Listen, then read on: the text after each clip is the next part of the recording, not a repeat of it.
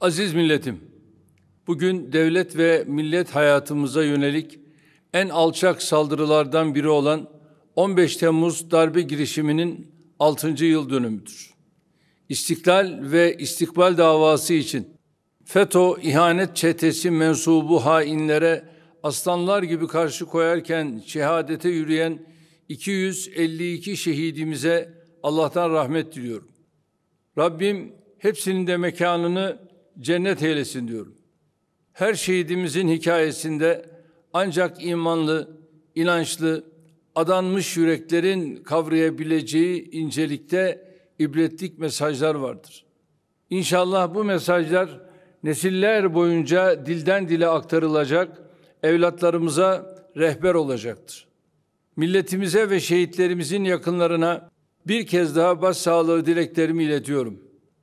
Türkiye aşkına çarpan yüreklerle 15 Temmuz gecesi yaşanan tarihi kıyama katılan her bir vatandaşıma, o gece gazilikle şereflenen tüm kardeşlerime şükranlarımı sunuyorum.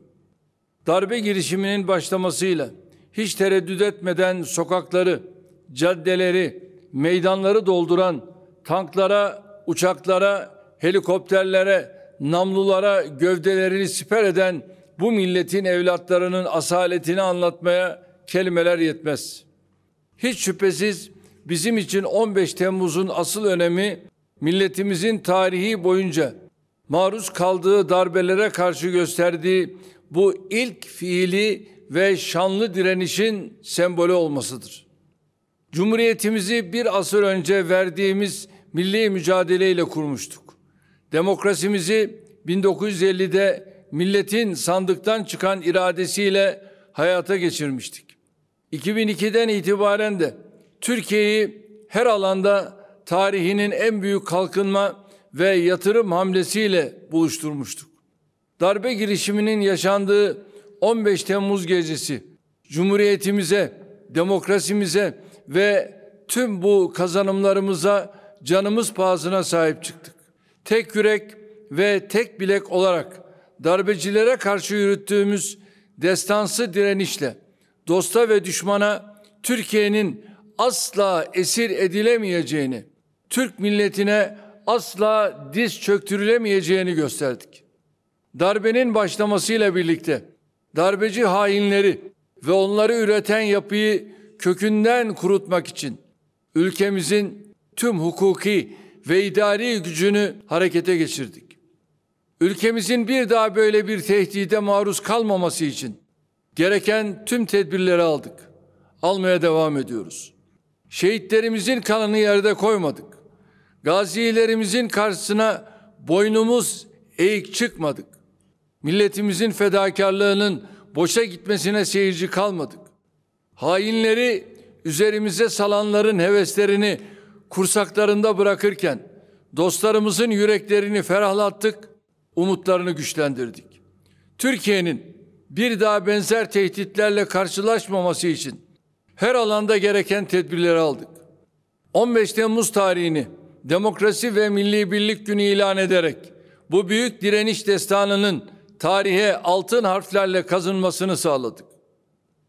Aziz milletim, bu tür hadiseler milletlerin tarihinde yeni bir atılımın, yeni bir yükselişin, yeni bir dönemin işaretleri olarak yerini alır.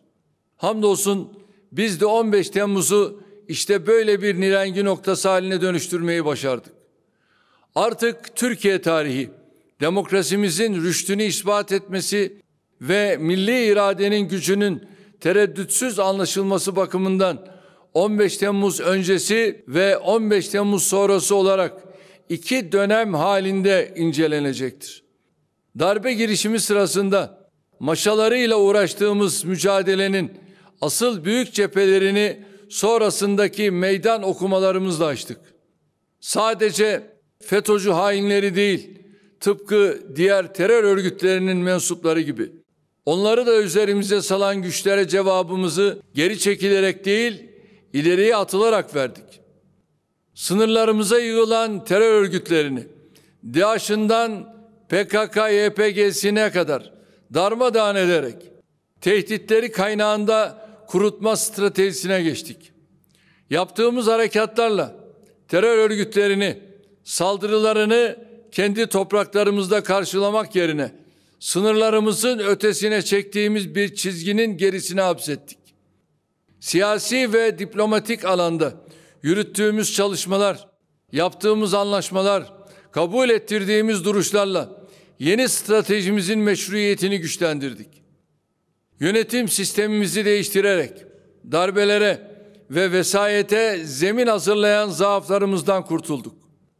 Ekonomimizi çökertmeye yönelik tuzakları birer birer bertaraf ederek hedeflerimizden uzaklaştırılmamıza izin vermedik. Küresel ve bölgesel krizleri ülkemiz adına fırsata çevirmek için var gücümüzle çalıştık, çalışıyoruz. Elbette en büyük etkisini hayat pahalılığı olarak hissettiğimiz sıkıntılarda yaşadık. Ama hamdolsun bu sıkıntıları aşacak güce, imkana, iradeye, kararlılığa sahibiz. Vesayetle istikameti değiştirilemeyen, darbeyle yıkılamayan, terör örgütleriyle hizaya getirilemeyen Türkiye'nin ekonomiyle teslim alınmasına rıza göstermedik, göstermeyeceğiz. Salgın ve savaş şartlarının tetiklediği enerji başta olmak üzere küresel emtia fiyatlarındaki fahiş artışın hızlandırdığı enflasyon sadece bizim değil, tüm dünyanın sorunudur. İnşallah uzunca bir süredir hep yaptığımız gibi bu türbülanstan da ilk çıkan ülkelerin başında geleceğiz. Böylece 15 Temmuz'un devamı olarak gördüğümüz bir badireyi daha geride bırakarak büyük ve güçlü Türkiye'nin inşası yolunda mücadeleye devam edeceğiz. Ancak bu şekilde kendimizi şehitlerimizin emanetlerine hakkıyla sahip çıkmış, gazilerimize layık olmuş, milletimize karşı sorumluluklarını yerine getirmiş hissedebiliriz. Tarihimizin en şanlı zaferlerinden biri olan 15 Temmuz'u milli hafızamıza güçlü bir şekilde kazımak için düzenlenen etkinliklere bu yıl yaklaşık 9.000 proje başvurusu yapılması demokrasi nöbetlerinin sürdüğüne işaret etmektedir. Bu duygularla milletimizin 15 Temmuz Demokrasi ve Milli Birlik Günü'nü tebrik ediyor. Şehitlerimize tekrar rahmet diliyorum. Hepinize sevgilerimi, saygılarımı sunuyorum. Kalın sağlıcakla.